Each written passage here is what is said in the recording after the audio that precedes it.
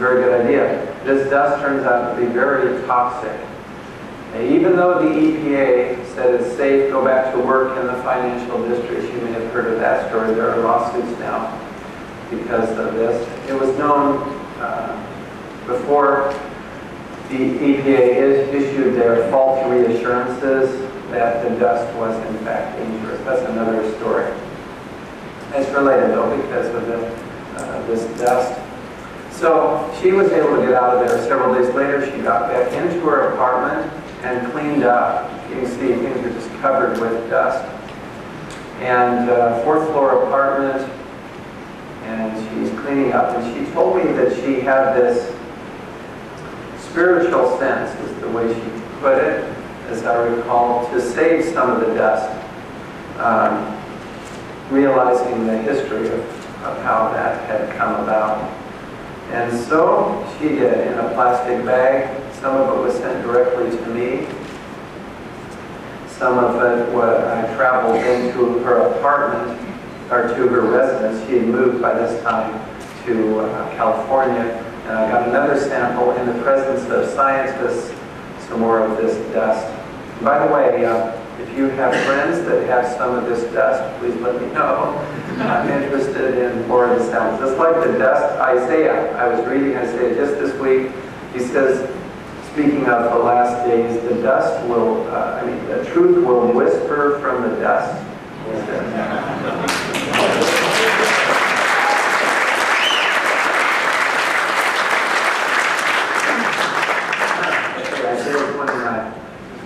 Now, we're going to look inside. Now, these inside, you saw the little spheres. They turn out to be iron rich. The first question is, could this just be melted steel? I pointed out you don't expect steel to melt in fires with kerosene or paper, office materials.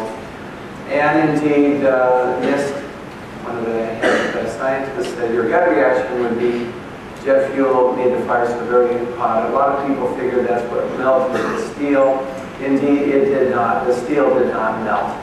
The temperatures of these fires in the towers would be, could approach 1,000 degrees, yes, but steel, centigrade, but steel melts at 1538, plus or minus a little, centigrade. So you're nowhere near enough, hot enough. And as Professor Eager also pointed out, the temperature was not unusual in the WPC, most definitely not capable of melting steel, and that we agree. So we're going to look now using an electron microscope with microprobe. Here's the electron microscope. And we see the image on a screen. We're going to go in now and look at this dust. First, I want to show you what steel looks like. This is going to be our main question. Oh, and we'll look for a peek at aluminum, too, in these little... is it pure aluminum? Now, aluminum... Well, we'll talk about aluminum later. Remember, aluminum is in thermite. So, you expect to see some aluminum. You also expect to see iron in thermite. And if it's thermate, you also expect to see sulfur. Steel that was melted with an oxyacetylene torch is mostly iron, quite a bit of oxygen because you do get droplets of steel with an oxyacetylene torch. And I collected some of these.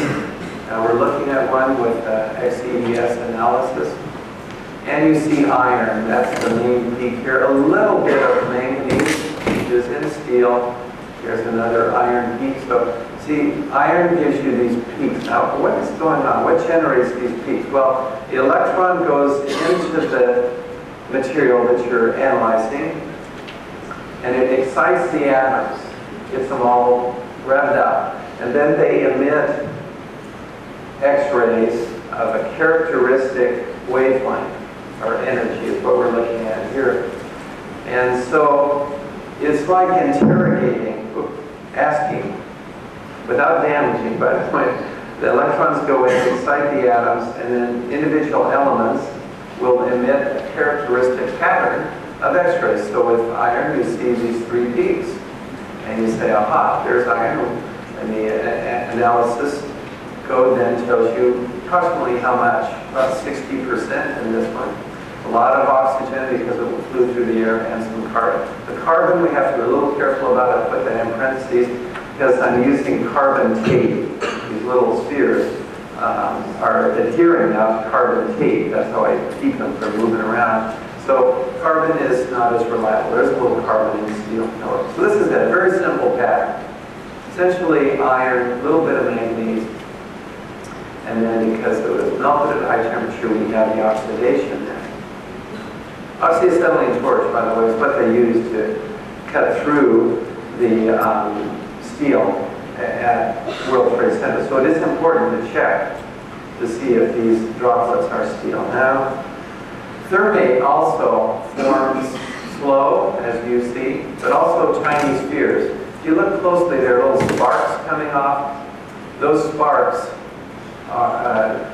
tend to form spheres. Now, why is it that a molten material forms into a sphere when you throw it through the air? Surface tension. Surface tension, great. It's just like water, right? Raindrop. You get a surface tension, forms it into a drop. Now, this iron, plus whatever else, like sulfur, aluminum, you will form a sphere because it's hot, and then surface tension pulls it into a ball, and as it flows through the air, it cools off and retains that spherical character. Now, this is just with a camera, with macro, and you can see, you kind of see some spheres. This is a 1 millimeter, so these spheres tend to be small from thermate.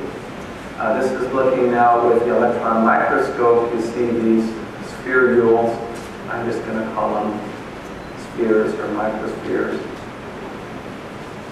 Here's the scale, 1 millimeter. So you see we do get some close, and then right on down to a few microns.